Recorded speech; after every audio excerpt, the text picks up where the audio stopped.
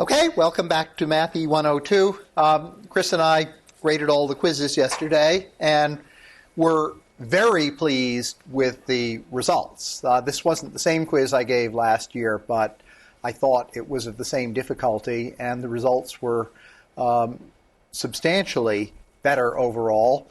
There were a couple of people who got perfect scores, very few people who seemed to be thoroughly lost. And basically I graded the third and fourth questions. The scores on the last question were remarkably good. People really had the infinite series stuff under control. And also on the third question, that rather messy bridge counting stuff, people had the mechanics largely under control.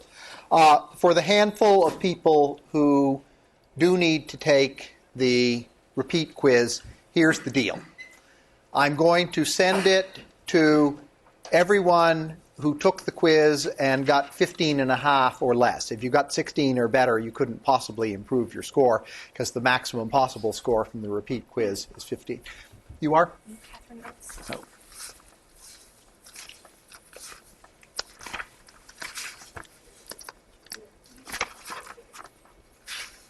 There you go. Andrew Sang. Okay.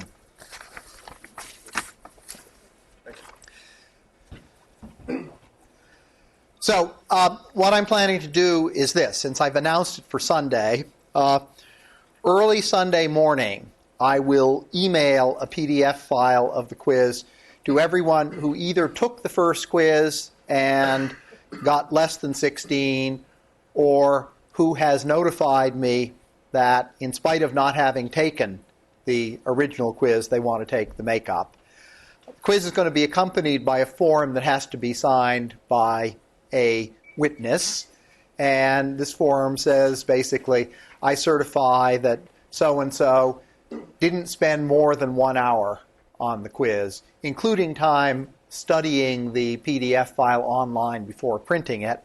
And then my preferred mechanism for returning it is after the hour is over, you stuff it into an envelope, have your witness sign across the back, and bring the envelope to me next Tuesday. If that doesn't work, you must have some mechanism by which you're handing in homework, and you should just submit the quiz by the same mechanism.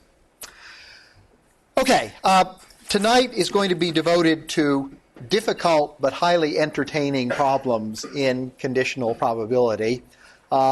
These, I hope, are the sort of things you will be unable to resist bugging your family and friends about, and they won't understand how it works or why you're so excited about it. But you will, and that'll make me happy. So the first one is Wisdom of Solomon, and this one I want to act out as a script. So I will start with the text, and then we'll bring people up to implement this. So, a reading from the first book of Kings. Now when the queen of Sheba heard of the fame of Solomon concerning the name of the Lord, she came to test him with hard questions. She came to Jerusalem with a very great retinue, with camels bearing spices, and very much gold and precious stones.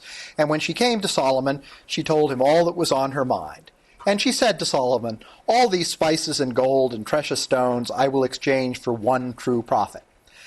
Now there were in Jerusalem many prophets, true prophets who spoke 9 parts truth and 1 part falsehood, and false prophets who spoke truth and falsehood in equal measure. But only Solomon himself was without any falsehood. Now the way I've implemented this is I've got 2 true prophet kits here, and in a true prophet kit there are 9 red cards and 1 black card. If you are asked a question, you're supposed to pick a card at random from that deck. If you get the red card, you tell the truth. If you get the black card, you tell a lie. The false prophet kit, of course, contains equal numbers of red and black cards. Sturzacher in the text is forever poo-pooing these applications to questions about lying people. And I think the psychology can be questioned, but if you make the mechanism precise enough, these are perfectly good probability problems. And if there were prophets running around with decks of cards to decide whether they should tell the truth or not, this would work perfectly well. I think the fact is, if you say about someone, oh, she lies a third of the time, such an individual is probably more likely to lie about, have you ever considered cheating on a quiz, than what does 2 plus 2 equal? Whereas in this model, you're equally likely to tell a lie no matter what the question may be. So we got these kits. And Solomon had sent his servant into the city to gather 3 prophets from which the queen might choose. So I now need someone who will act as Solomon's servant. And we're going to need lots, practically the whole class is going to get involved in this little drama. So who will be Solomon's servant? Come on up here, okay? Okay. Now, it's your job, sir, to find 3 prophets, and you make 2 of them true prophets, and 1 of them a false prophet, and each of them has to know which is which. Do I have to know? You don't have to know, but it really, no, you shouldn't know. Okay. So you should pick people, give them out, let them compare notes with one another, and then you come back. Okay, so you go off and do your thing. You've got to get 3 volunteers. Okay. Well,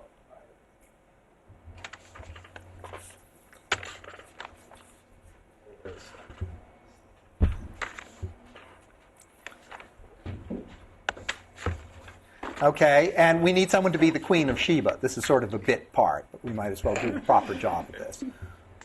Who will be the Queen of Sheba with the great retinue and all the camels? Anna, how about you? Okay. Okay, so you can come on up here. You're the customer. Okay, now, servant, you have to come back with your 3 prophets. okay. How do we know which ones we got? Oh, I see. You guys can know. Yeah. I don't know because I just came. Yeah.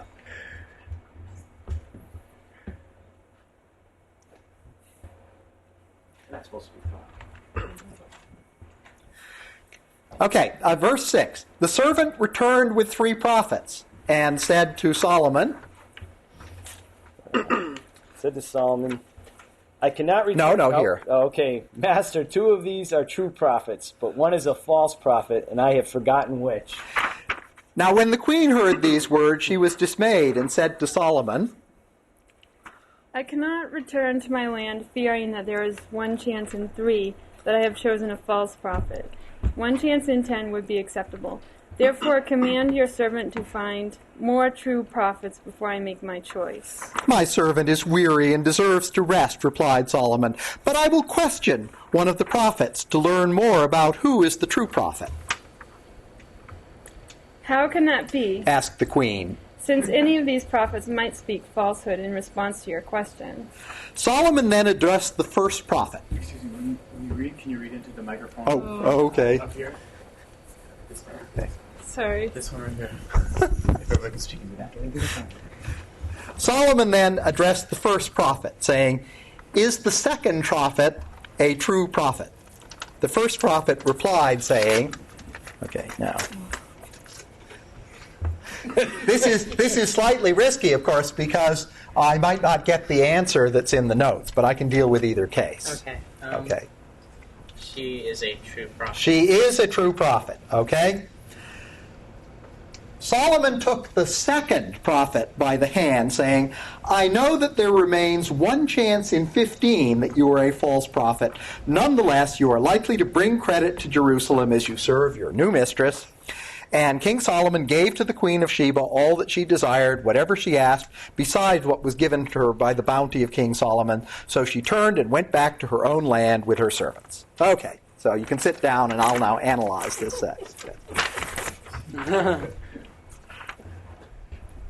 And with the chance device as I've implemented it, this analysis is 100% clean. As you noticed, I did this as an adult education course in my church, and the catch with this is you have to rewrite the Bible in such an outlandish way that it probably has little real theological applicability, but it sets you thinking in right directions. Okay, so fortunately, I prepared for this case. So we've got Wisdom of Solomon here.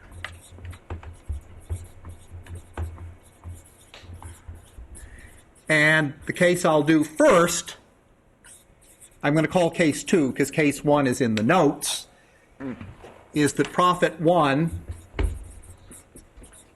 says prophet 2 is true. Okay, so this is the opposite from the case that's in the notes. Okay, now what do we have? My servant went out and he had 2 true prophet kits and 1 false prophet kit. And these were handed to the 3 people who were then sort of randomly arranged as prophet 1, 2, or 3. So there are 3 equally likely outcomes. And here they are. There's A1, A2, and A3. Each of them has a probability of 1/3. Call that P of A to the I. And the first case will be the one where prophet 1 is true, prophet 2 is true, and prophet 3 is false. And let's figure out, for this case, the probability of the given statement, which I have called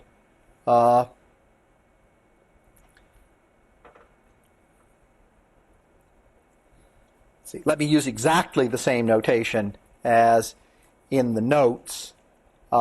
Event B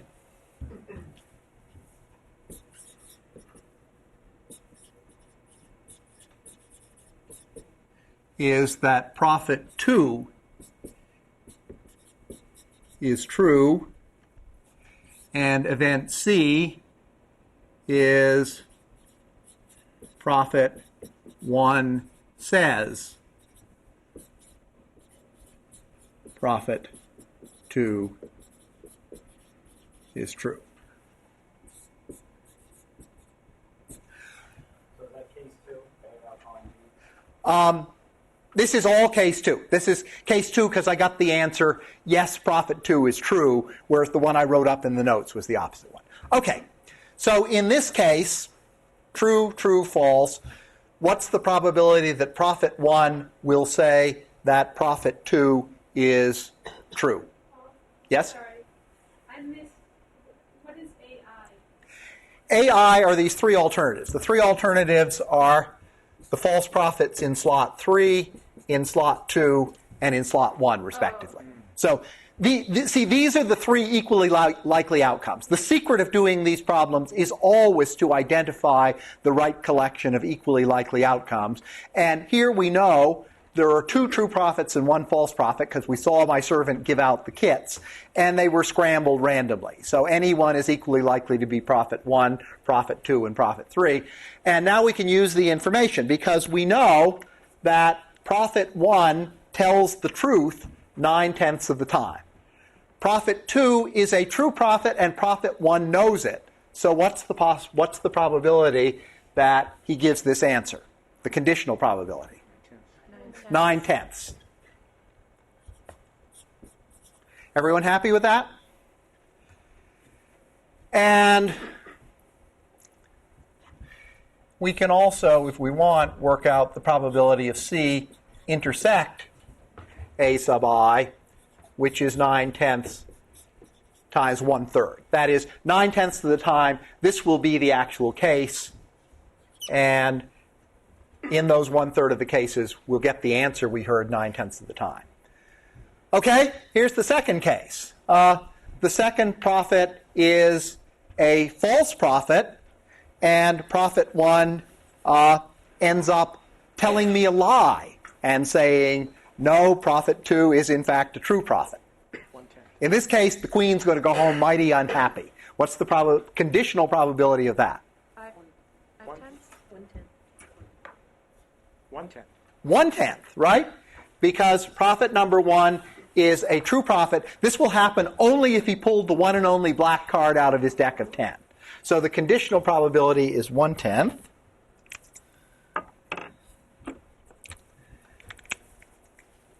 And we have 1/10 times 1/3. Yes?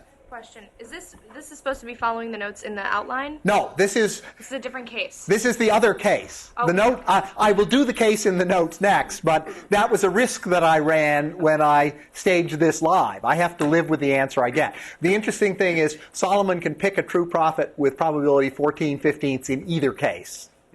But this one is not written up in the notes. I'll do the one in the notes second. Okay. Now here's the last case.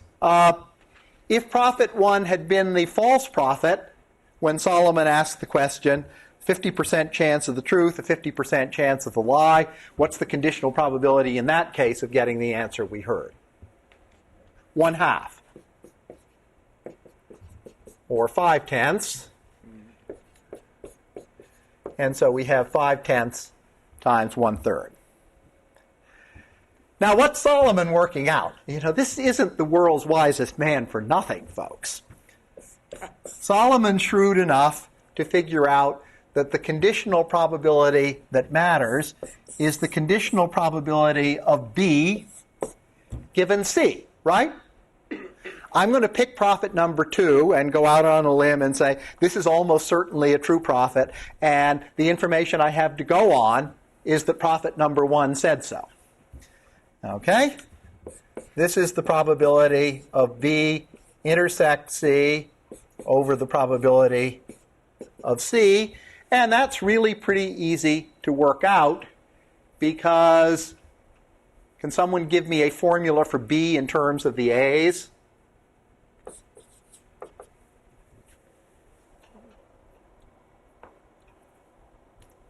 A1 or A2? Yeah. No, you're close. Prophet 2. What's an expression for the event B? Prophet 2 is a true prophet in terms of the three events A1, A2, and A3. A1 union A3. A1 union A3. Thanks, Jerry. And this is a disjoint union, so I just have to add the probabilities for those two. That's 9/10 times 1/3 plus 5/10 times 1/3. And then we've got the probability of C. What's the probability that prophet 1 will say that prophet 2 is true? Well, we've got the probability of C intersect each of the A's. The union of all the A's is the universal event, so we just have to add all these together. 9/10 times 1/3 plus 1/10 times 1/3 plus 5/10 times 1/3. And the 1/3s cancel out everywhere. And so to the 1/10, we get 14 over 15. And if you're looking for an easy way to understand this, I found one. What's the only way that Solomon could be wrong? Solomon is wrong only if prophet 2 is a false prophet.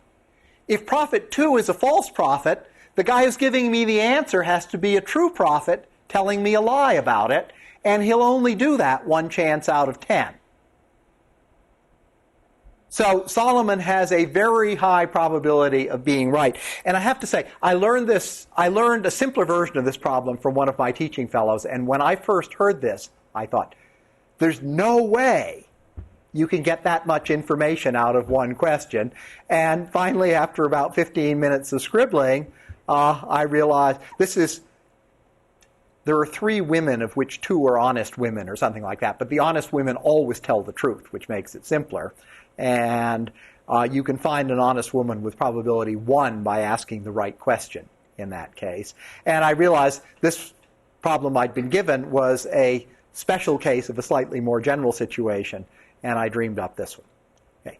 Any questions about this, the way it worked out? Okay, now, Solomon, world's wisest man, or wisest man of his era, can deal with any situation. Yes? So you said that B equals the union of A1 and A3, but okay. Okay, because those are the 2 cases. Yeah, no, that makes sense. I was just looking at the top of the expression of B given C, And I was thinking that was the probability of B. That's the probability of the intersection of B and C. I was wondering why it looked like you had directly substituted the probability. No, I added together this probability and that probability because the probability of B intersect C is the sum of the probabilities of the different A's of which B is the union. Okay, so let's try the other case. And because I know that it's very hard to take notes if I make subtle replacements on the blackboard, I'm going to clean the whole thing and redo the table. So we now have case 1. This could have happened. Prophet 1 says prophet 2 is false. And now, in that case, as it says in the unrevised version of this, Solomon took the third prophet by the hand. Because the interesting thing is, if Solomon gets the other answer, prophet 1 says prophet 2 is a false prophet, then Solomon has a conditional probability of 14/15 of getting a true prophet if he picks the third one. So in this case, the event we're interested in is prophet 3 is true, and the statement here is prophet 1 when asked, is prophet 2 a true prophet, says, no, prophet 2 is a false prophet. So we do it exactly the same way. We've got A1, A2, and A3. Each of these events has a probability of 1/3, and they're the same as they were before. Third prophet is false. Second prophet is false. First prophet is false. And you should now be quite good at working out the conditional probabilities. So what is P of C given A1? Given this setup, what's the probability that prophet 1 says prophet 2 is a false prophet? 1/10. Because prophet 1 is a true prophet, would have to tell a lie to make that statement. Now, do it all with fractions. So we've got 1/10 here, and 1/3 times 1/10 for the probability of the intersection of C at A sub I. Second case, prophet 2 really is a false prophet, and when Solomon asks this prophet, is prophet 2 a true prophet, prophet 1 says no, telling the truth about it. What's the probability that that will happen? 9/10. And the probability that this is the actual setup, that prophet 2 is the one and only false prophet, and that this statement is made is 1/3 times 9/10. Now we come to the last case where prophet 1 is a false prophet. Given that prophet 1 is a false prophet who's got a deck consisting of equal numbers of red and black cards, what's the probability they'll answer yes to any question that Solomon might ask? 1/2.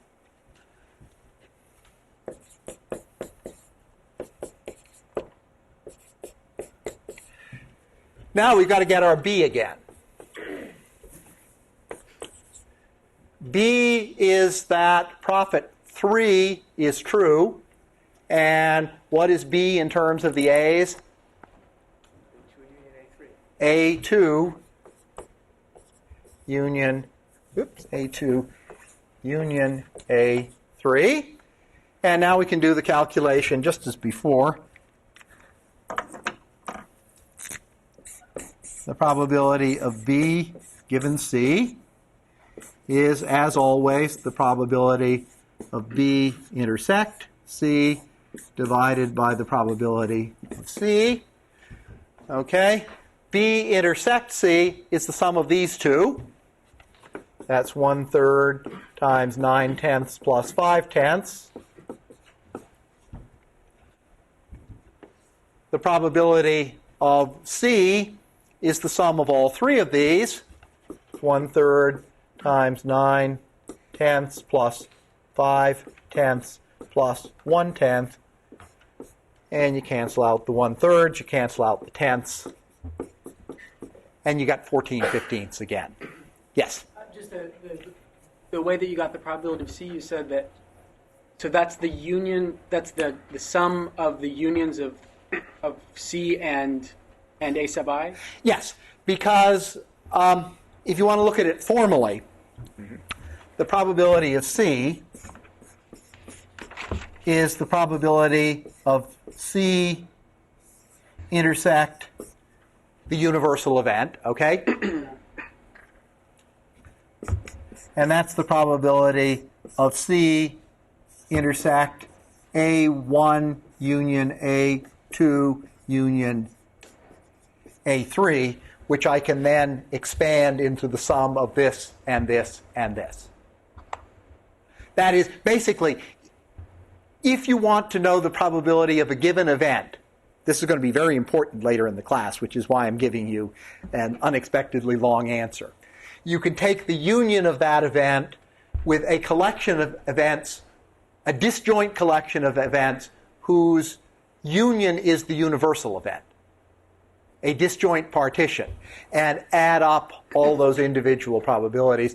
And there's really no way of getting the probability of C in this case short of breaking it down into the three cases that you can analyze. Okay?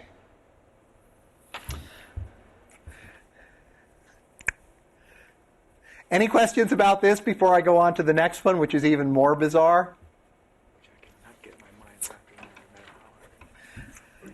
Okay. This next one, and this is the next topic, is known as Eddington's controversy, or since Eddington came from the other side of the Atlantic, I should probably say Eddington's controversy. This is nicely described in the textbook, and I'm going to stay away completely from what makes it a controversy. Apparently, Eddington disagreed with the orthodox answer that I'm going to give, but it's a quibble about what the meaning of the verb deny is, and I'm going to restate the question to finesse that particular issue. So, now I've got 4 Eddington kits here.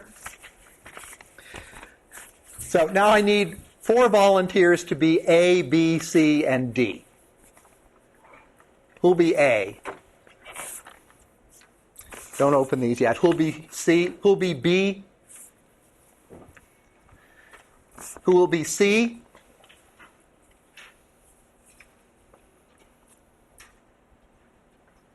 We can't run this class without C. Okay, Emily, you're C. And who will be D, who starts the whole process off?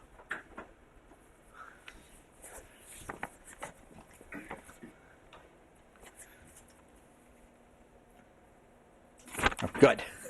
Thank you. Okay, now here's the deal. We are in a country where everyone, though the way it's stated is all the men, but I think that's sexist and obsolete, where everyone lies 2/3 of the time. This is a country of habitual liars.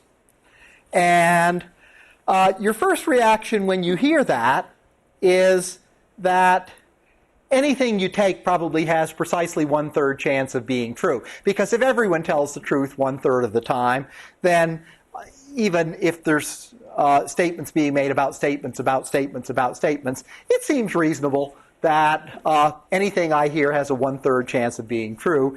And this shows that in at least one case, there's a statement that has a conditional probability of 13/41 of being true. It's always interesting to find math problems that lead to large prime numbers like 41 in the answer. Anyway, so here's what happens. Now, this scenario is kind of hard to follow. So, who is D? Okay. You need to make a statement whose truth or falsehood can be verified by C. So, in your Eddington kit contains 1 red card and 2 black cards. And the question I'm going to ask you is, what does 2 plus 2 equal? And you pick a card at random, and loud enough so that C can hear it. If you draw a red card, you tell the truth, and if you draw a black card, you tell a lie. So what does 2 plus 2 equal? 41. Okay. So now, C, who heard that? Who is C? Okay, Emily, you're C. Now, you know whether D told the truth or a lie, but you've got to pull out your Eddington kit. If you get the red card, you make a true statement about whether or not D told a lie. But if you get a black card, you have to lie about what you heard. This is getting kind of complicated. So pull a card from your deck. He told the truth. So you say he told the truth. Yes. Okay. And that may mean he told a lie and you're lying about it, or it may mean that he told the truth and you're being truthful about it. Okay. Now, who is B? Right here. You heard what Emily said. Emily said he told the truth. But you are going to make a statement to A about this, and you pull out your Eddington kit. If you get the red card, you make a true statement about what Emily said. But if you get a black card, you tell a lie about it. She told the truth. Okay, so you are asserting that she said that D told the truth. Because she said that D told the truth, and you're saying that that's what she said. You can understand why lawyers don't like hearsay evidence. So she said D told the truth. That statement may or may not be false. You're just reporting what she said. And so what did you say about what she said? She told the truth, which means he's lying about her statement. Yeah, But that, yeah, see, I don't know. I said she told the truth. No, what you want to do is either say she said that D told the truth or she said that D told a lie. Oh, okay. Depending, what she said was D told the truth, but if you lie about it, you can say. Well, she said D told the truth. And what are you saying about what she said? Yeah, she told the truth. Okay, so you got the red card. Okay, good enough. Now, A heard this, and who is A? Eddington was a great theoretical physicist with a highly convoluted mind. So now you have to report what B said. Truthfully or falsely, depending on what card you pull. Just what he said. Well, if you get the red card, you say B said that C said that D told the truth. If you get a black card, you say B denied that C said that D told the truth, because you need to tell a lie. Okay, so pull your card and make a statement. B denied. Okay, so you said, so here we have the actual situation has occurred that A asserts that B denies that C claims that D was telling the truth. Okay. So does everyone see how the scenario works? If you don't understand how the scenario works, you can't understand this problem. Because Eddington's actual statement was, A asserts that B denies that C claims that D is telling a lie. And the question is, given that A makes this statement, what's the conditional probability that D was telling the truth? And while Sturzacher explicitly disavows this line of reasoning, I maintain that people do this all the time. They get communications through noisy channels and try to figure out what's the conditional probability, given what I've heard, that something really happened. You know, the White House press secretary said such and such and such and such. Given that the White House press secretary said this at that time in this way, what's my estimate of the conditional probability that such and such actually happened? So we do this all the time, and this is just a rather convoluted example of it. Okay, so here are our events. But this is number 4. And look, folks, the main justification for this is it's fun. It gets you thinking about conditional probability, and it gets you thinking about things that are so complicated, you could say no one could possibly reason it out, and by using appropriate formalism, you get an answer you can believe, but I don't want you going off to law school in hopes of being able to apply this. It is largely for fun.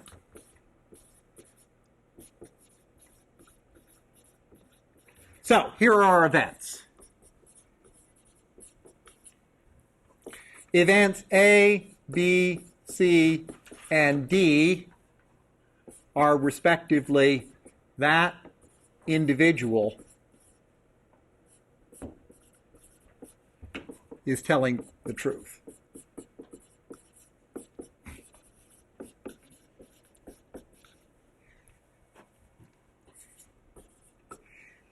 And the event that Sturzacher calls S sub A is a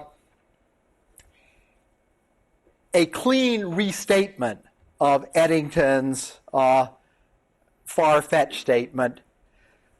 It is equivalent for S sub A to be that A says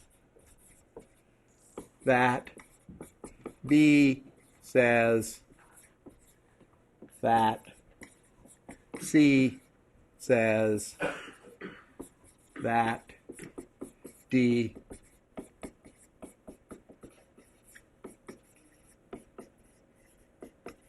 is telling the truth.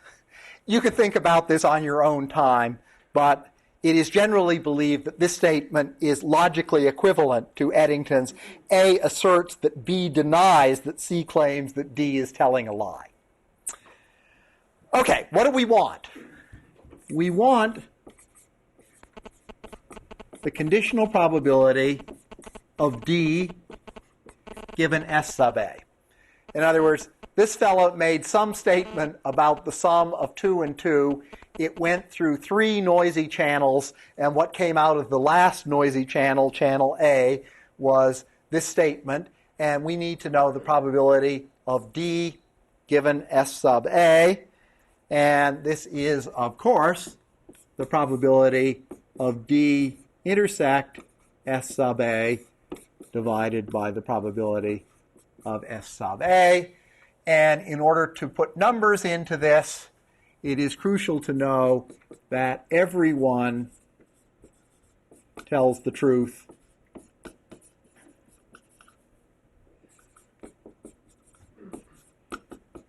with a probability of 1/3. And I had my decks of cards rigged so that you know that was the case in our experiment. Okay. How many individual outcomes are there?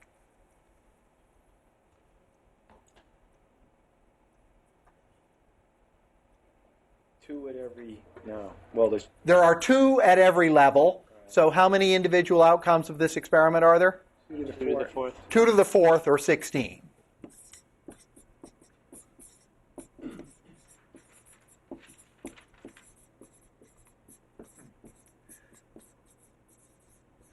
But they're not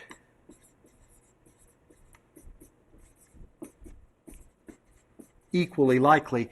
If we wanted to make them equally likely, we actually could in this situation because we use the cards.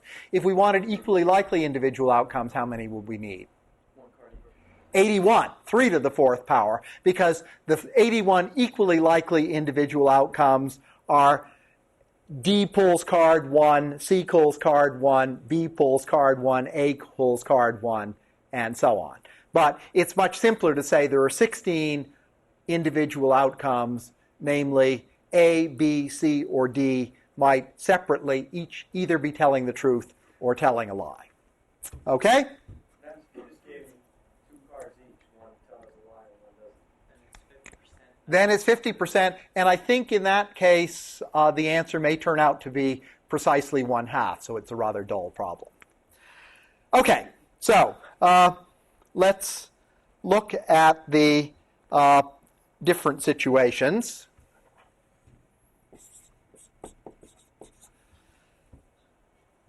Suppose that nobody lies. How many of the individual outcomes have the property that there are no lies involved? One, okay? So there's one case where everyone tells the truth. What's the probability? 1 over 3 to the 4th, because everyone has to tell the truth. If everyone tells the truth, then D tells the truth, C reports truthfully that D made a correct statement, B reports truthfully that C said that D made a correct statement, and A, telling the truth, says B said that C said that D was telling the truth. So in this case, S sub A is yes or no? Yes. Okay, and in this case,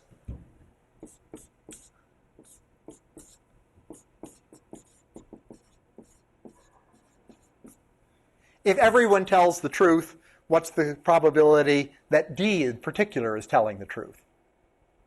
1. Okay. Okay, let's do the second easy case. Everyone lies. D says 2 plus 2 is 41. C lies about it and says D gave the correct answer for 2 plus 2 equals. B lies about it and says C says D gave a phony statement about arithmetic, and A lies about that and says B says that C says that D told the truth. So if there are 4 lies, there's one case like that, what's the probability that all these folks are lying?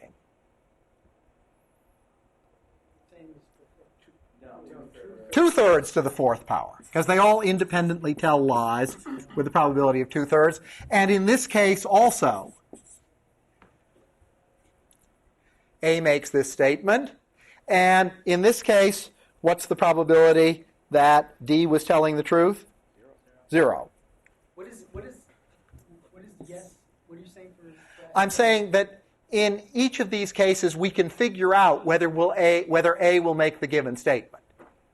If everyone is lying, A ends up saying, in effect, B said that C said that D was telling the truth. It's a lie, of course, but it's a lie about a lie about a lie about a lie. Okay? You're starting to catch on. Now let's think about 2 lies, okay? D tells the truth and says 2 plus 2 equals 4.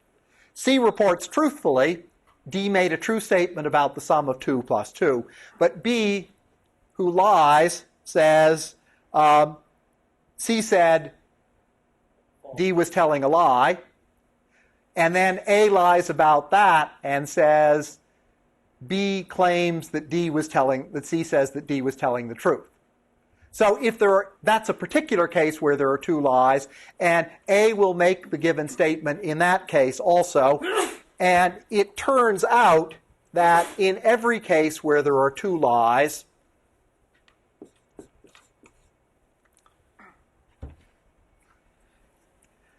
that A will make this statement. Another thing that could have happened was D says 2 plus 2 equals 41.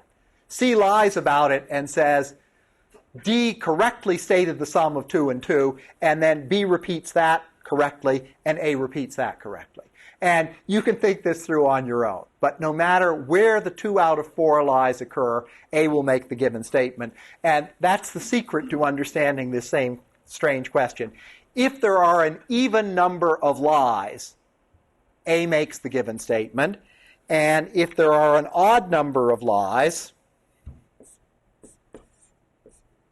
A does not make the given statement. Let's think about a couple of cases where that happens.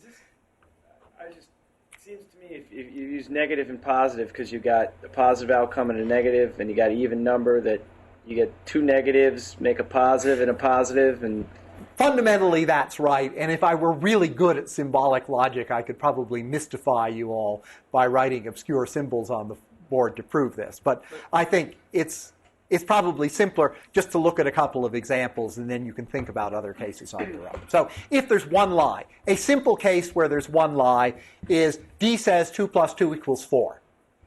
C says D is telling the truth. B says C says that, sorry. B says C says that D is telling the truth. And then A tells the one and only lie and makes the statement that B denies that C says that D is telling the truth. So there's one lie, but A does not make the given statement. The other extreme case is the one where D tells a lie in the first place. D says 2 plus 2 equals 41. C reports that D said that. B reports truthfully that C says that D said that. And A says that B says that C says that D is telling a lie, which is the opposite of the given statement. So no matter how you get one lie, A does not make this statement. And also, you can work out on your own if there are precisely 3 lies. So This happens. B's statement has nothing to do with the actual validity of D's statement. I mean, C's statement about D. It's not about whether It D has said- something to do with it in that B's statement has a probability of 1/3 of being a correct restatement of what C said, and 2 chances of 3 of being the opposite of that, a lie about what you all heard C say. No, I was asking if D said 2 plus 2 equals 41. Yes. And then C is simply reporting on that statement. C is not really saying that whether that statement is true or not. You're absolutely right. Well, C is reporting on whether D made a correct statement about 2 plus 2 equals or not. So C has to know whether D's statement is a lie or not. So, But aren't there 2 ways C could lie about this? I mean, C could have said D didn't say this, or C could have just commented on the actual the act of stating D's act of stating it or not. well, D makes the statement, and then C says either D told the truth or D told a lie. Okay, Those are the 2 statements that C could make. I see. And there is 1 chance in 3 that C will accurately report whether D's statement is truth or not. There's 2 chances in 3 that C will lie about it and will give us the wrong idea about the veracity of D's statement. Each person only reports on the person before them. Each person is only asked to report on what the person before them said. So there's only 2. Each person can only make 1 of 2 reports. That's right. That's right. Whoa, no, wait a minute. The last person in the chain can only add 1 thing. But B could, for example, say C said that D said was telling the truth, or B could say C says that D is telling a lie. So what person B is saying is no longer about the veracity of the statement, but whether person C has stated this or not. Okay. Henry has brought out a very important point. All that B is asked to do is to say what C said without any implication as to whether it's a true statement or not. Yes. Yeah. Though C is asked to report whether D's statement is truth or falsehood. But from then on, it's just a statement about what the previous person said.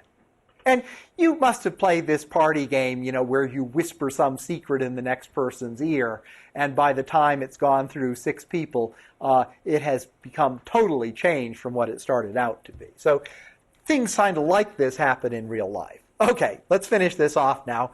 How many cases of the 16 involve 2 lies? 4 choose 2. 4 choose 2. Great. And if there are 2 lies out of 4, what's the probability that D was actually telling the truth?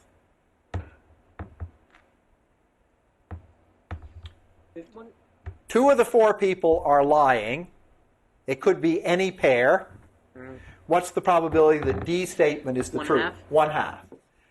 And similarly, if there's 1 lie among the 4, how many cases? 4. 4. And 3 lies and 1 truth, there are 4 cases. And these probabilities are respectively 6 times 1/3 squared times 2/3 squared, 4 for the 4 cases, times 1/3 cubed for the 3 truths, times 2/3 for the 1 lie, and 4 times 2/3 cubed for the 3 lies, times 1/3 for the truth. And if there's only 1 lie, the probability that D is telling the truth is 3/4. But if 3 of the 4 people are lying, the probability that D is a liar is 1/4. A simpler way of putting this is there are 4 cases involving 3 lies. One where D is telling the truth, one where only C is telling the truth, one where only B is telling the truth, and one where only A is telling the truth. And in one of those 4 cases, D is telling the truth. Okay, now finally, we're in a position to work this out. And after all this song and dance, it's surprisingly easy. The probability of the statement given D is the probability of S sub A intersect D divided by the probability of D. Probability of SA intersect D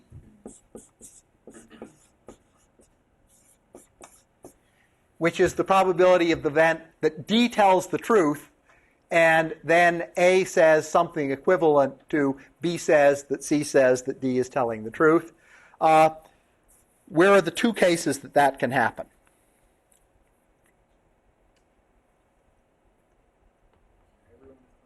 If everyone is telling the truth, that'll happen. So that's 1 time in 81, everyone will be telling the truth. And what's the one other case where this can happen? 2 people downstream are lying. Okay, if there are 2 liars, but D is telling the truth, so we have to take 1/2, because in only half the cases D is telling the truth, times this thing, which is 6 times 2 squared over 81.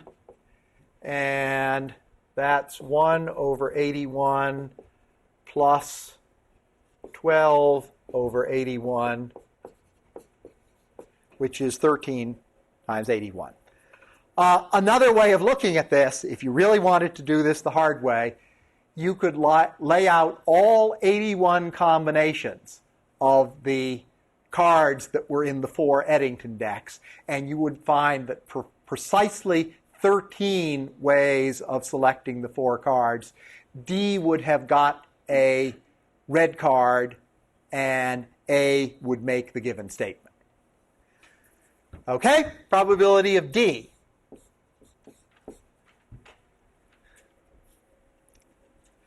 What else comes into the probability of D?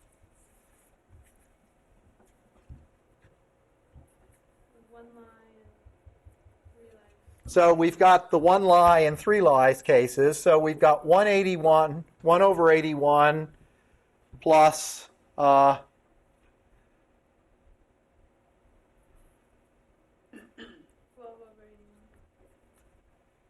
over 81 plus, now we've got 2 more cases. What are they? 3/4 times 4 times 1/3 of the 3rd times 2. So we've got 3/4 of this. Can I work that out? That's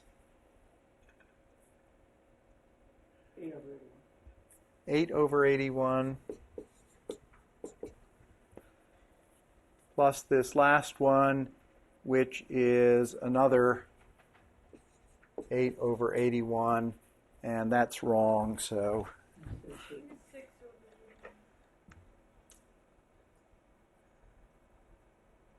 Oh, sorry. I know what's wrong. Yeah.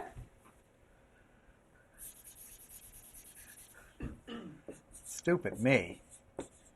We want to know, given that A makes the statement, what's the probability that D is telling the truth? So let's get this right. The numerator was correct, but the denominator we want is not the probability that D is telling the truth, but the probability that A will make the statement. And that's easy, because that's 181 for this case, plus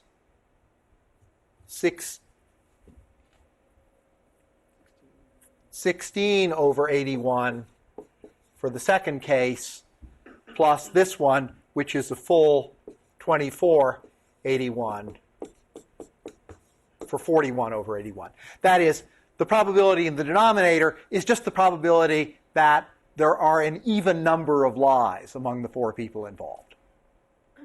Okay, so that's the sum of the probability of this case, and that case, and therefore, the probability of D given S sub A is equal to 1381 over 41 81st,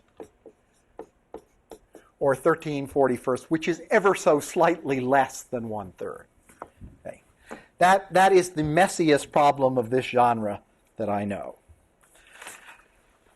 Okay, I got 5 minutes. Okay, I will introduce the next problem, and we'll work on it after break time. This was inspired by a commentary I heard on NPR earlier this year from someone at Harvard Law School who was fretting about affirmative action and pointed out that it's a natural effect of affirmative action that the group that is supposedly benefiting from an affirmative action program, even if they are strictly equal in every regard to the general population, end up looking bad as a result of affirmative action, and therefore that one mustn't draw conclusions based on statements like such and such a minority has the property that 2/3 of them are in the bottom half of their law school class, or something like that.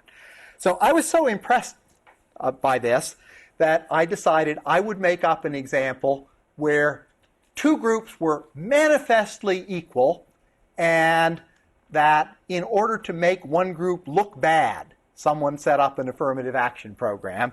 And here's the fallacy that this illustrates. So here's why this has a place in this course.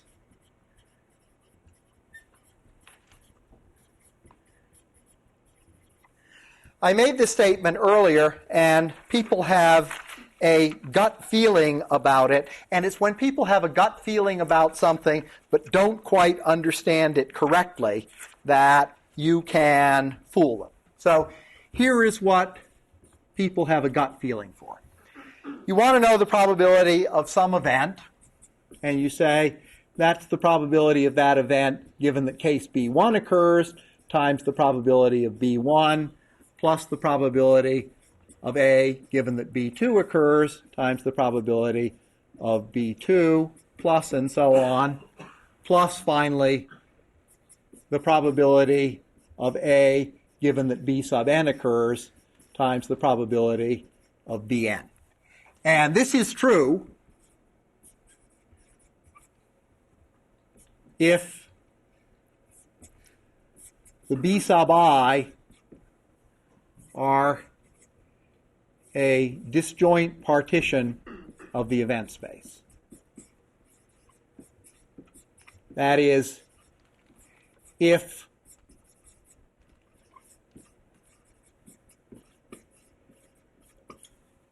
precisely one of the B's happens, then this is a valid statement. But if the union of all the B's is something less than the whole event space, this line of reasoning is phony. So I'll give you the scenario now. Of course, it involves bearded men. And this is a tribe where the young men face off at tug of war, and the outcome of a tug of war contest is determined absolutely by the number of letters in the contestants' first names. If they both got the same number of letters in their name, it's a draw. Otherwise, the person with the longest name always wins. And there are actually only 6 young men in this tribe. 3 of them have beards, 3 of them don't, and within each set, one has a 3-letter name, one has a 4-letter name, one has a 5-letter name. What could be more equal, okay? But the chief of the tribe is a bearded man, and he thinks that clean-shaven men are wimps, and that he has an obligation to do something about it. And it turns out there's a tug-of-war academy in the village, and he sets up an affirmative action program for the tug-of-war academy so that everyone with a 5-letter name gets into the academy, but as part of affirmative action, clean-shaven men with 4-letter names also get into the academy. And then everyone goes around saying, you know what happens? Whether you have tug-of-war between academy graduates or between people who are not academy graduates, the bearded men tend to do better, and they're just better at tug-of-war. Those clean-shaven folks really needed the affirmative action program. So I'm going to show you that that's the way it comes out. But first, let's take a break for a few minutes to recover from all this mind-bending. Okay. I've moved to a different board because this topic and Simpson's paradox both require more written on the board than I can fit on the other one. This may take some slightly fancy camera work, but let me start by laying out the scenario for affirmative action now. We got 3 bearded fellows, and they are named Bo, Bob, and Bill.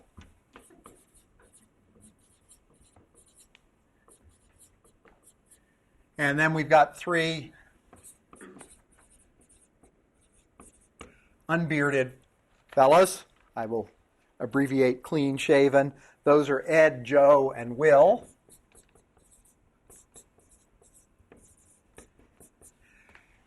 And I've defined my notation in the outline. W means that the bearded contestant wins the tug-of-war. So Bob and Bill will beat Ed. Bill will beat Joe. Any contest between 2 contestants with equally long names will result in a tie, and in these 3 cases, the clean-shaven fella has the longer name, so the bearded man will lose. So does everyone agree that when tug-of-wars occur in this tribe, a third of the time the result is a tie, a third of the time the bearded man wins, a third of the time the clean-shaven man wins? This is tug-of-wars between one person with a beard and one person who doesn't have a beard. So we have a situation of absolute equality. Now, here's the way affirmative action works. The way affirmative action works is that Joe, as well as Will, is admitted to the tug-of-war academy, reaching down to pick up some of the less fortunate clean-shaven men, whereas the only fellow with a beard in the tug-of-war academy is Bill. So now we can have various contests, but let's first look at an interesting conditional probability. This is number B in my outline. What is the conditional probability given that someone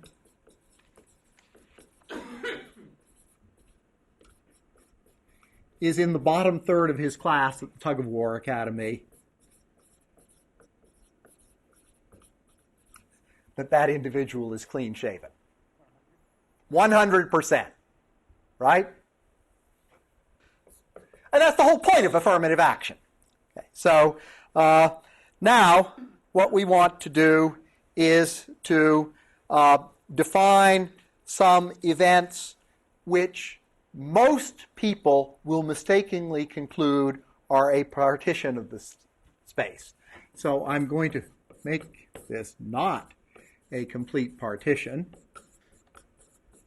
just so you won't be fooled. Event A1 is when we have a tug-of-war. It's between 2 Academy graduates,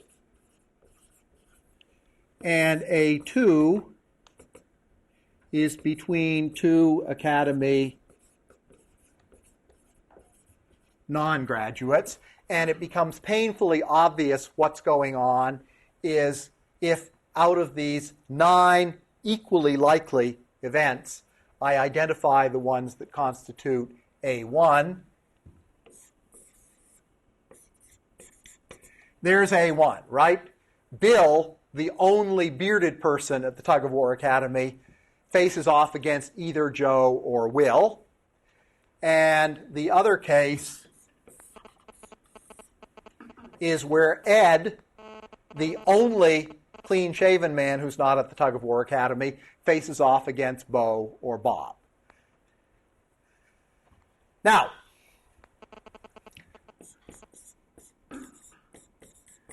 what's the probability, given a contest between 2 people at the Academy, that the bearded man wins?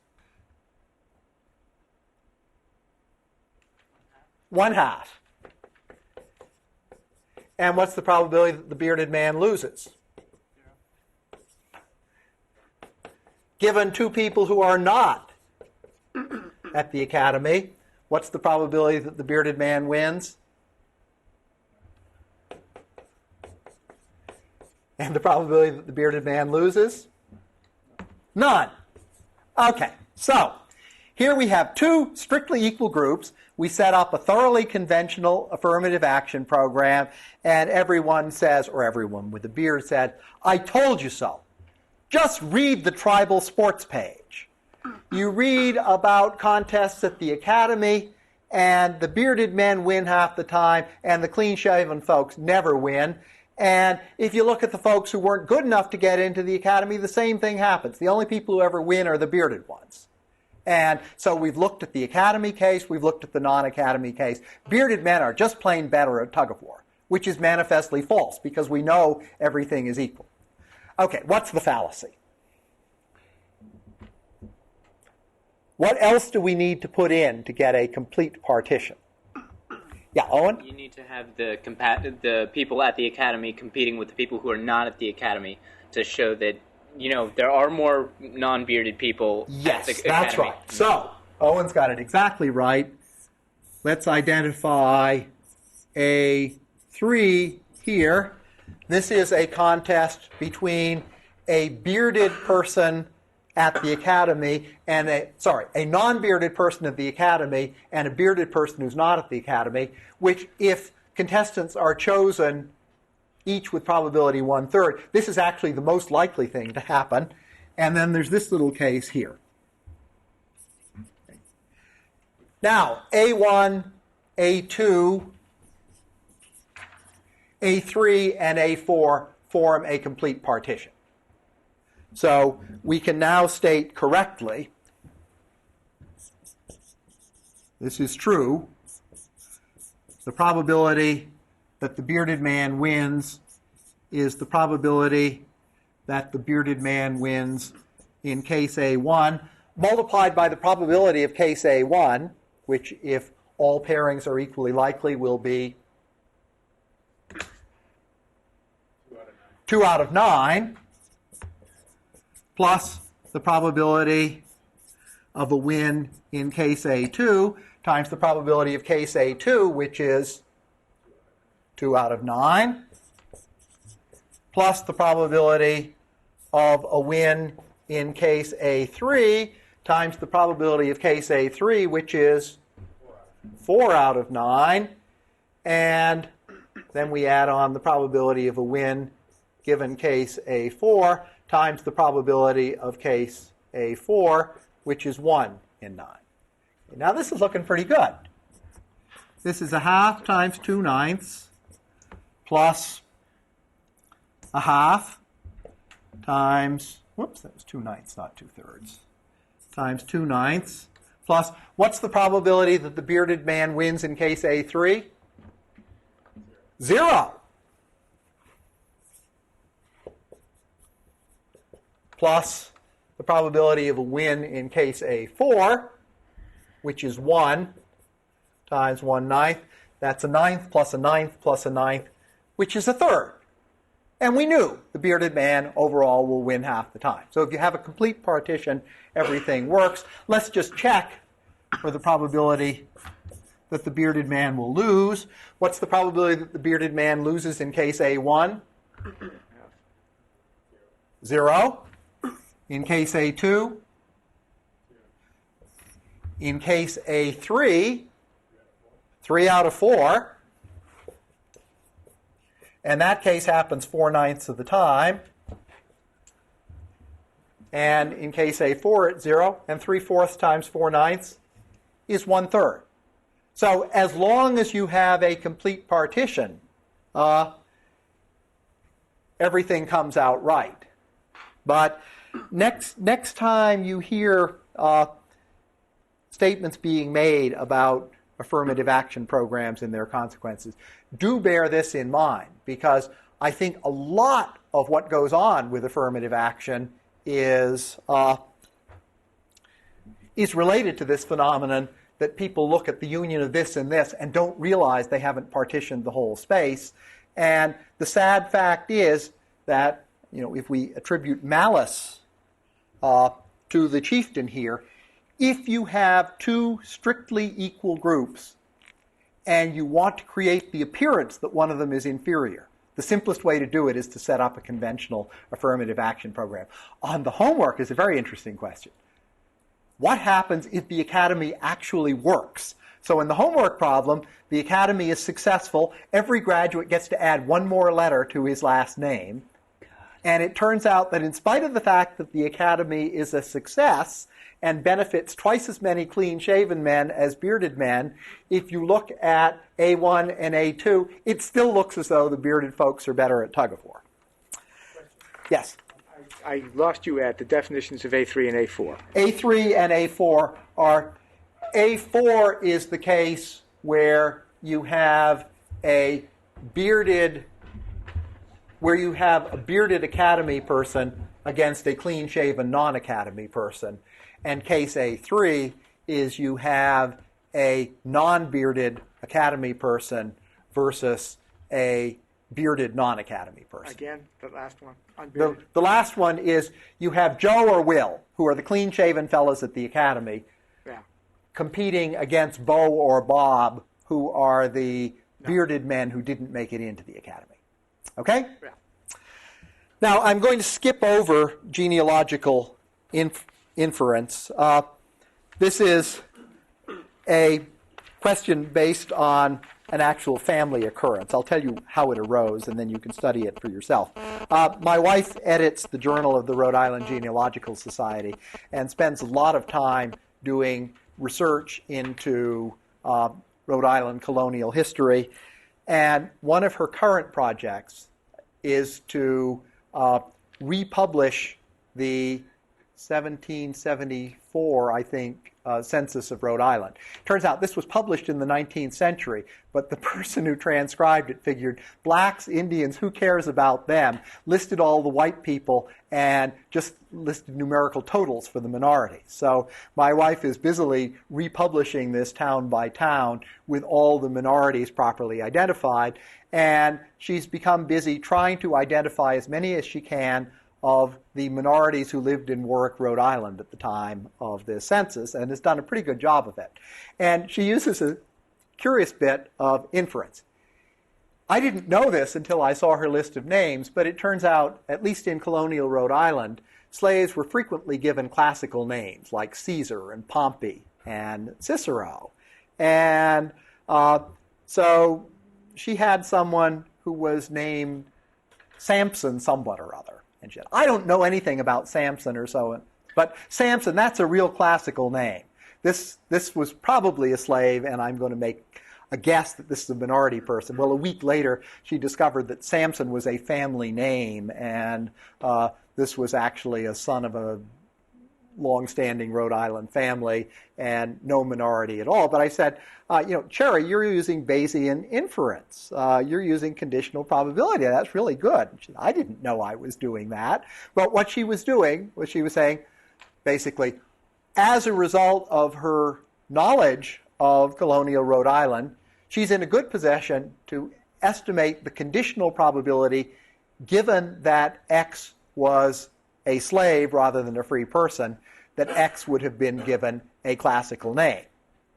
And then she was using the rules of conditional probability to estimate the conditional probability the other way, knowing nothing about X than that X's first name was Pompey or Caesar or Cato or Cicero. She was estimating the probability that that person was a slave rather than a free individual. And you can work out this rather simple case, because what I want to do with the rest of tonight is Simpson's paradox, which I think must be the most discussed issue in all of probability theory. And if you want to confirm that statement, type Simpson into Google, and you will get so many hits you can't count them. I stopped at 300, but there may have been thousands. And it really looks as though everyone who writes on this subject writes about it as though he or she is the first person to notice this phenomenon. Can I just ask a question about that real quick? Yes. The last question, just the significance of the probability of winning and losing not adding up to 1 is that there are ties. A third of the time there's a tie. Right, but also that some of the cases need to be taken into account where why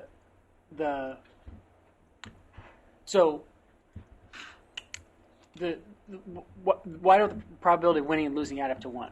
Like you either... The probability of winning and losing don't add to 1 because we have these 3 ties down the diagonal. But actually there's...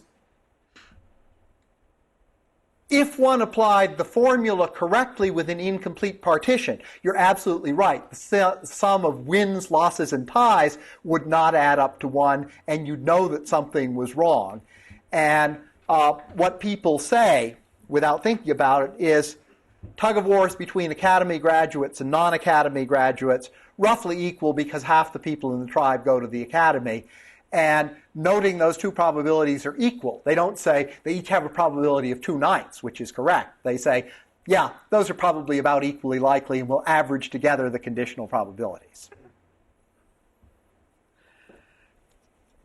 So here is the classic Simpson's paradox situation, and I'm going to present this completely backwards from the way that it is usually done.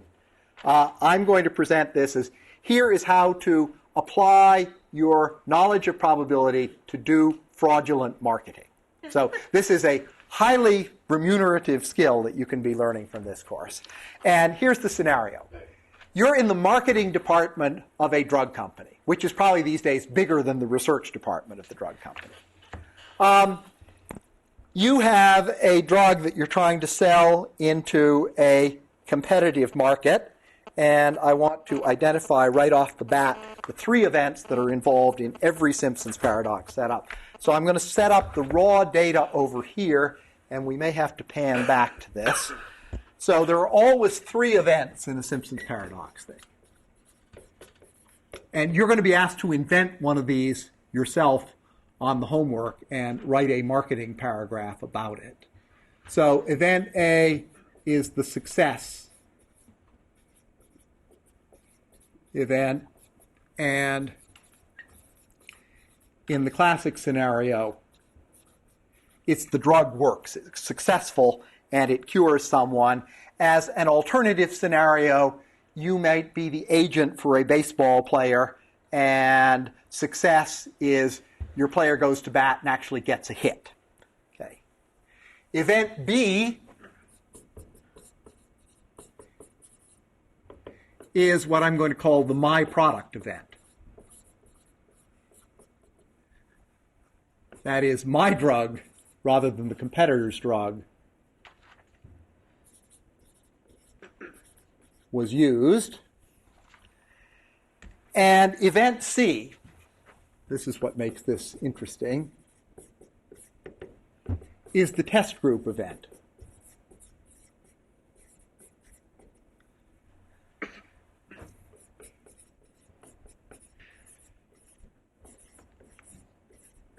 And in the scenario I'm going to consider explicitly, because it's the one that's done in the book, it'll mean it was tested by a man rather than by a woman. So, an event is going to be the intersection of A or its complement with B or its complement or C if its complement. So a typical event is a man tried my competitor's drug and it didn't work. Or a woman tried my drug and it failed to work, and so on. So you can see any intersection like A intersect B complement, intersect C complement is the outcome of one of these drug trials. For some reason, these are usually presented in terms of actual numbers, and I'm going to present them entirely in terms of probabilities because one can discuss this entirely in terms of probability. Okay, now, here's the raw data.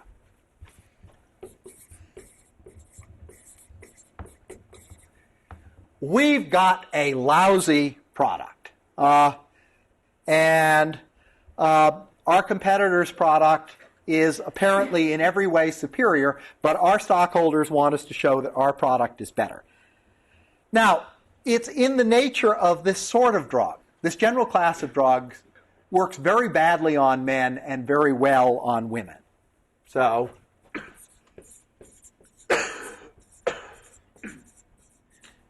here's the situation. The probability of event A, the probability of a cure conditioned on B intersect C, is 0. That is, if you take my drug and test it on a man, it never works. Our competitor's drug isn't much better. The probability of a cure when our competitor's drug is tested on a man is still pretty small. It's only 1/10.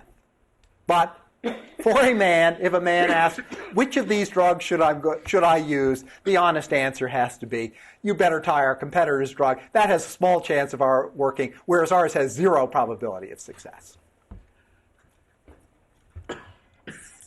However, this drug is great on women. To be precise, if we test our drug on a woman, this is our drug on not a man, we get a cure 3/4 of the time. Unfortunately, our competitors are even better. If you test their drug, that's B complement, on a woman, it always works. So we got a lousy product, and the job of the marketing department is to design a medical study that can be published in a journal, which when read by the public or reported on late-night TV will convince the public that we have the superior drug. And here's how we do it.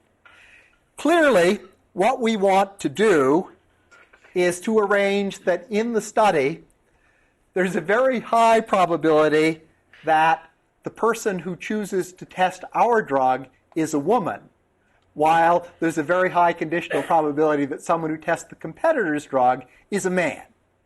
And this conditional probability, which the public will overlook, is under the control of the people who design the study, who these days might actually work for the marketing department, for all that I know. So what we're going to do is arrange so that the conditional probability of C given B, I've rigged these numbers so they'll work, is 1/9. That is, given that someone is testing our drug, the probability that that person is a man is only 1/9, which means, of course, the conditional probability that someone testing our drug is a woman is 8/9. But for our competitor's drug, we're going to set things up so that the conditional probability of C, the test subject is a man, given B complement, it's our competitor's drug, is 10/11, whereas the conditional probability of a woman, being the person who's testing our competitor's drug, is only 1/11. how do we do this? Well, it's very easy. We take our product, we package it so that the way it is administered is you put this cream on your face and sit there for half an hour, and we advertise it only on HGTV, Home and Garden TV. Whereas for our competitor's drug, we package it up in a form where immediately on taking it, you have to drink 2 beers, and we advertising it only at halftime on football games.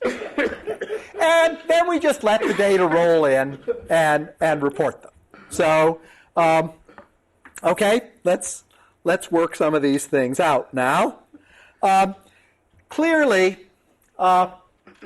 we want things to look honest, and so we want the fraction of men in the study to be roughly 1/2, and the fraction of times that our drug rather than the competitor's drug is used to be roughly 1/2.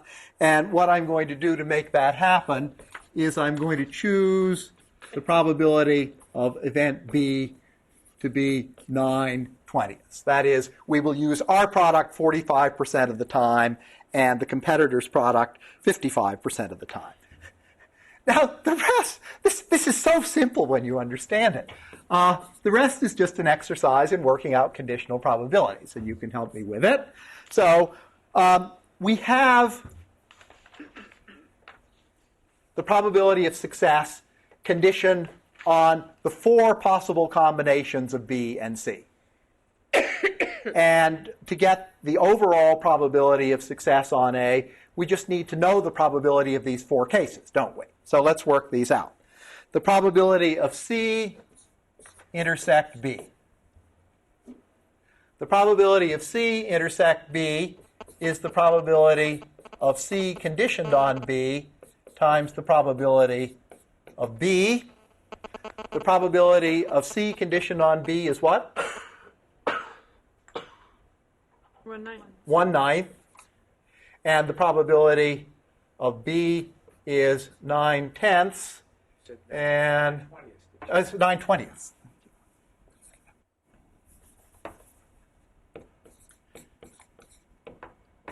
So this says that in 1/20 of the clinical trials, our product will be tried by a man. That's looking pretty good. Since this doesn't work on men, we want to keep that number nice and low.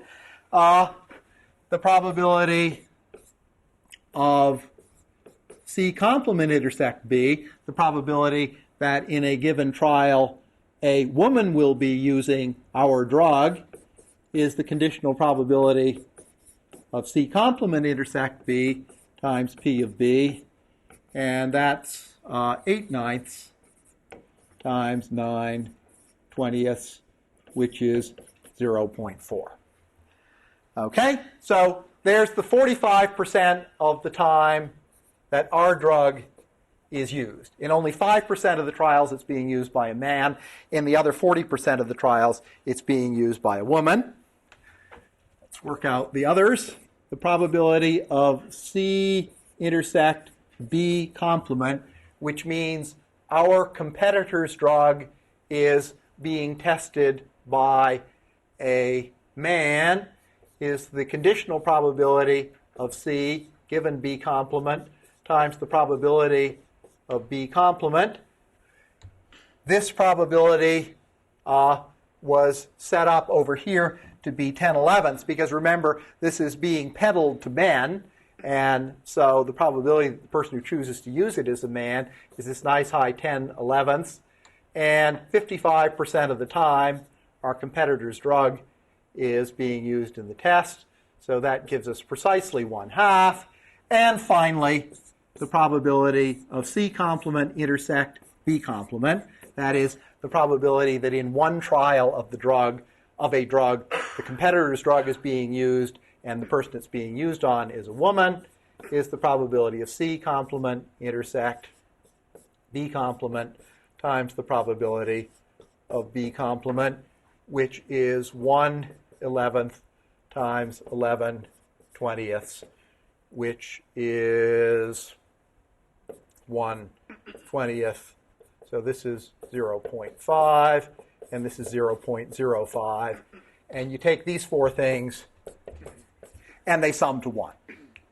So this is a partition of the entire space of tests. It's either our drug or theirs. It's either being tested by a man or it's being tested by a woman. And the probabilities for those 4 cases sum up to 1. Okay, now we publish the results. So this is from the medical journal.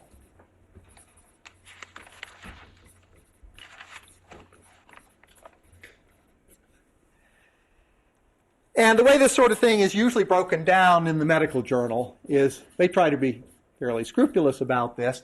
They say, we're going to report the results separately for men and for women.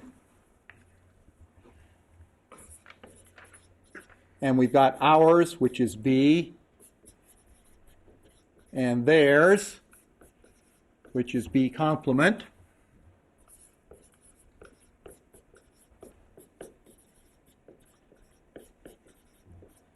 In both cases. And really, I should have a 3-dimensional blackboard, shouldn't I? Because you're all used to these 2x2 grids where we have 2 events.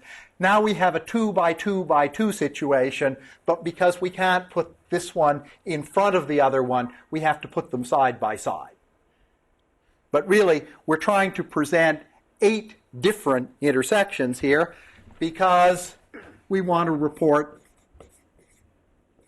the probability of a cure or a failure in each case. Okay, now let's fill in this, and the 8 probabilities we fill in have to sum to 1 because the entire outcome is either we used our drug or theirs, we used it either on a woman or a man, and it either worked or it didn't. Okay, so given our drug used on a man and getting a cure, what's the probability of that? 0, because our drug never works on men. Our drug was tried on a man and no cure resulted. Well, 5% of the time, our drug is being tried on a man and it always fails. Okay? Now, in 40% of the cases, our drug is being used on a woman, and when our drug is used on a woman, our drug works pretty well on women. It's successful 3/4 of the time. So we've got 2 things here that have to add to 0.4. What's the probability of a cure in this case? 0.3 and 0.1. Our competitor's drug is used on women, but because women don't like taking 2 beers with the pill and tend not to be watching the commercials during halftime, the only 5% of the time does a trial involve our drug and a woman, and it always succeeds.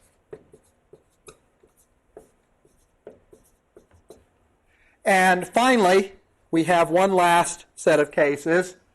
Half the time, our competitor's drug is used on a man with modest success. It works on a man 1/10 of the time. So this 0.5 splits into 0.05 and 0.45. Now, someone who reads this journal carefully is going to reach the correct conclusion. They're going to say, look, when you try this on men, ours never works. Theirs isn't very good, but at least it works some of the time. So if a man comes in and says, which of these drugs should I use? You have to say, I wouldn't be very optimistic about either of them, but the competitor's drug is the better choice. And if a woman comes in, you can say, well, you're likely to be successful no matter what, but you're guaranteed to be successful if you use the competitor's drug. Okay. Okay, here's what the advertisement says, though. It says, we tried these 2 drugs out on a lot of people. There's ours, and there's theirs. Ours is event B. Theirs is event B complement. We've got cure and no cure. Okay. In the cases where our drug was used and a cure occurred, what's the probability that in a trial our drug will be used and a cure would happen? 0.3. 0.3, right? In 30% of the cases, our drug was the one that was used and a cure occurred. Okay? All women, of course. Shh. In what is the probability that in a randomly chosen trial, our drug was used and no cure occurred? 0.3. No. 0.15. We're just adding the two tables together, okay? Their drug. In what fraction of the cases was their drug used with the successful result of a cure? 0.1. And in what percent of the cases was their drug tried but no cure occurred? 0.45. So we say, look at this. Our drug was successful 2/3 of the time. Our competitor's drug was successful only 2/11 of the time. And this is what's known as Simpson's paradox. If you break the population down into groups, in each group individually, one of the two things appears superior, but when you combine all the data, your conclusion is reversed. So someone who sees just this is going to go and badger their doctor for our drug. And this is almost certainly the wrong decision, but people get so puzzled by this.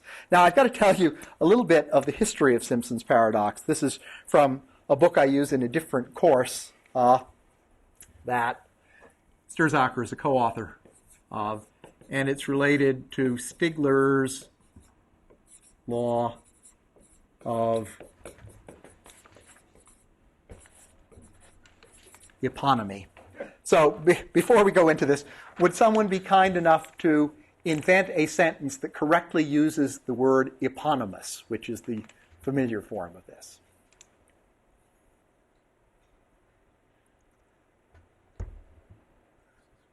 This is a cute word to know.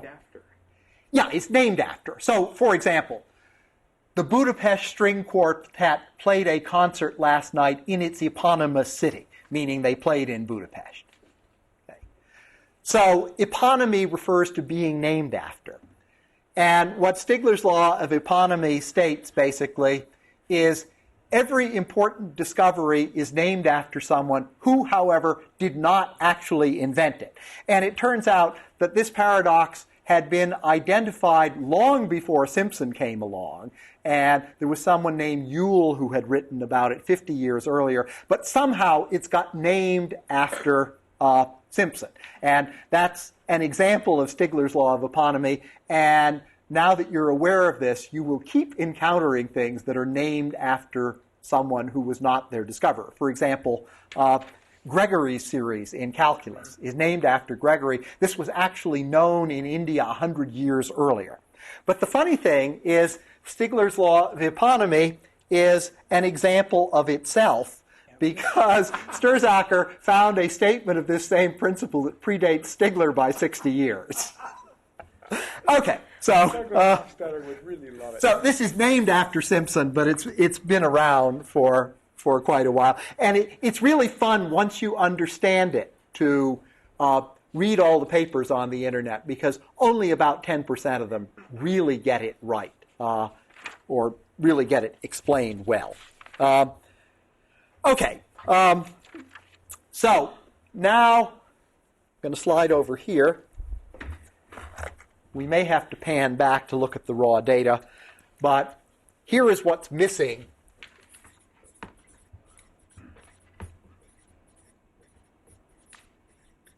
from most of the papers written on this subject. This is now the whole story on Simpson's paradox.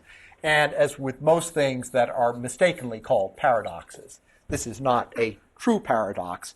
It's just something which to the uninitiated appears internally contradictory. Once you understand what's going on in general, the mystery goes away.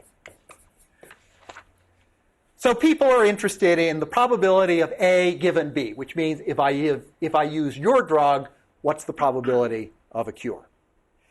And what we're actually telling them is if I pick someone at random from this clinical trial and they use my drug, what's the probability that they will be cured? And the answer is rather high because we rigged the survey so that most of those people were women.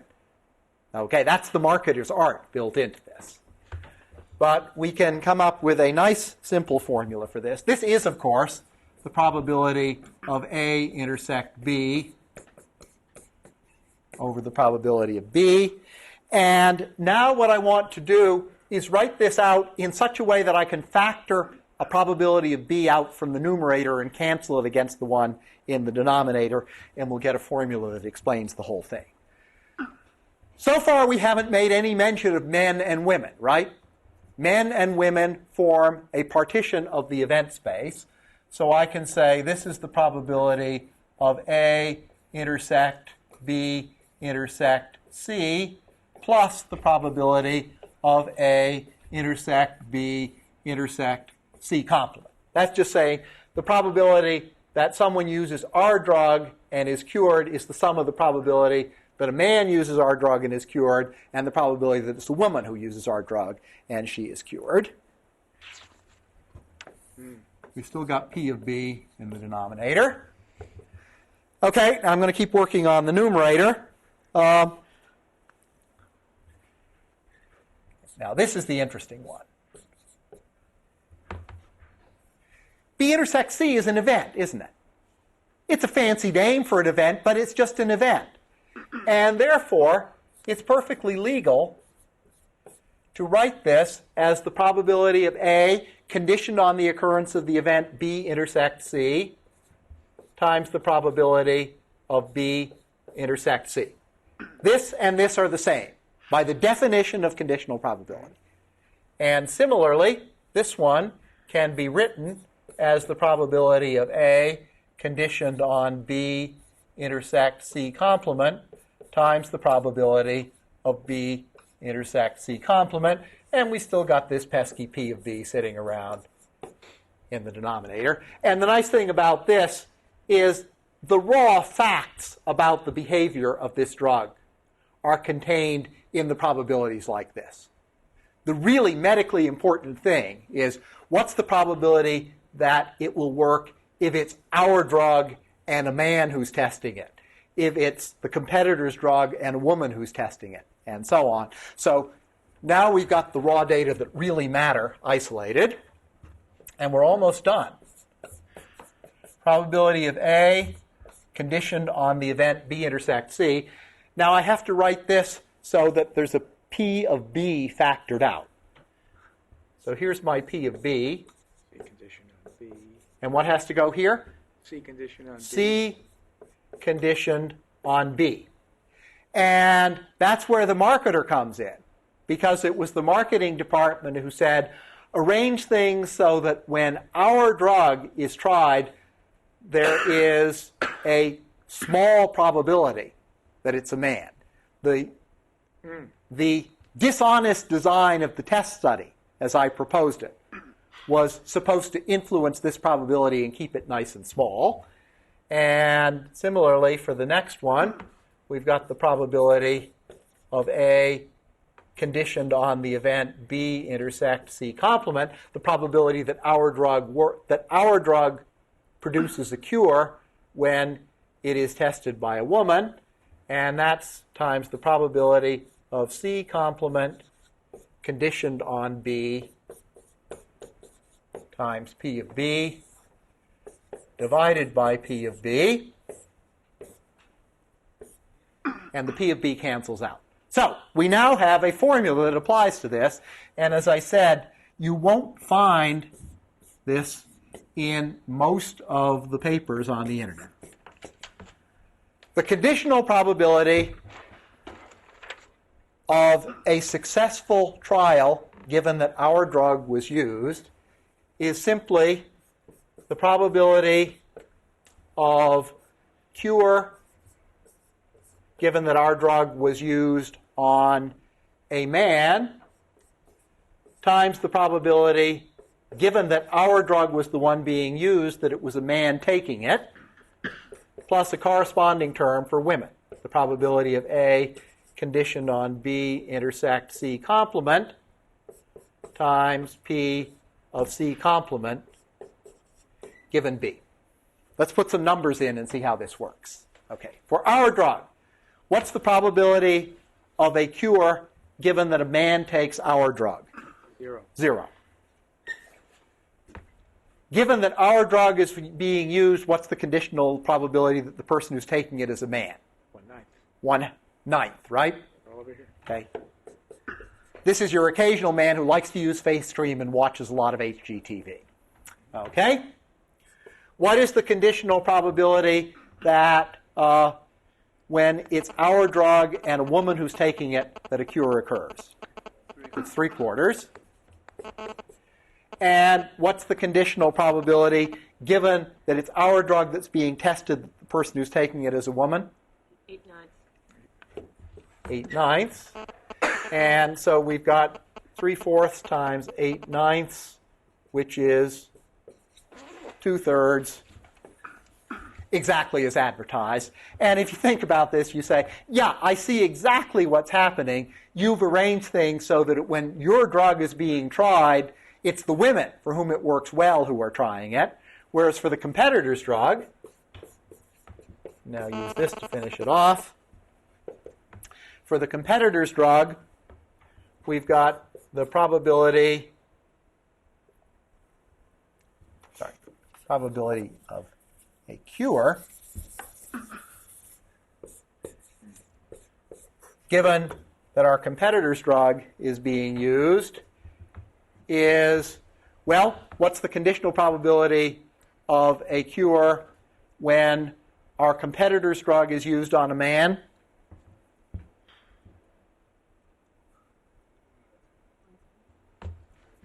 I guess I better write this out algebraically. So we've got B complement intersect C times the probability of C conditioned on B complement plus the probability of a cure conditioned on competitor's drug and a woman testing it times the conditional probability of a woman being the tester. So what's this number? That's from the raw data over there. 1/10. And what's the probability, given that it's our competitor's drug that's being used, that it's a man who's testing it? 10/11. Yeah. He's heard all about it at halftime on the football game. Plus the probability of a cure, given that a woman is trying our competitor's drug, which is 1, plus the conditional probability that a random individual testing our competitor's drug is 1/11. This is 1/11, and we get 1/11 plus 1/11, and there's our 2/11. Now you can argue endlessly about which analysis is right. I think most people would say our competitor's drug is the superior one. Whether for a man or a woman, that's the one that ought to be prescribed. But there are cases where this analysis is actually the appropriate one. Now let me see if I can reconstruct this.